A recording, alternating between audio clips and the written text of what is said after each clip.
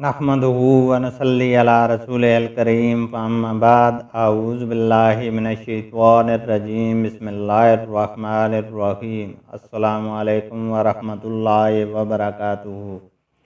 प्यारे दोस्तों, आज हम सीखेंगे कि नबी अकरम सल्लल्लाहु अलैहि वसल्लम ने बुरा ख्वाब देखने की दुआ और इलाज के बारे में क्या फरमाया है।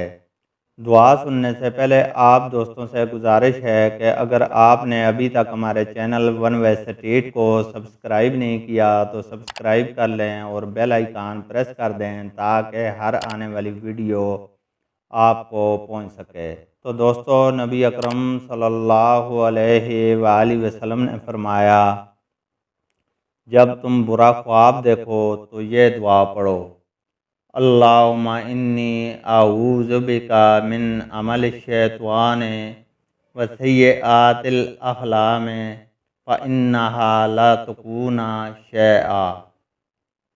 ए अल्लाह, मैं पनाह मांगता हूँ तेरी शैतान के अमल से और बुरे ख्वाब से, क्योंकि वो कोई शय नहीं।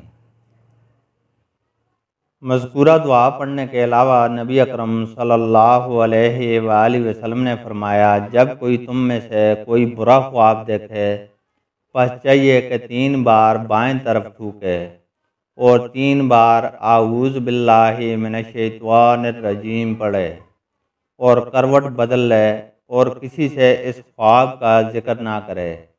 सही मुस्लिम।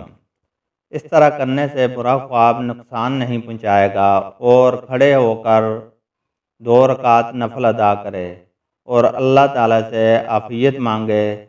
याद रहे कि करवट बदलने को तगय्युर हाल में बड़ा दखल है और नमाज की बरकत से नुकसान दूर होता है। अल्लाह ताला से दुआ है कि वह हमें नबी अकरम सल्लल्लाहु अलैहि वसल्लम की सुन्नत पर अमल करने की तौफीक अता फरमाए। आमीन।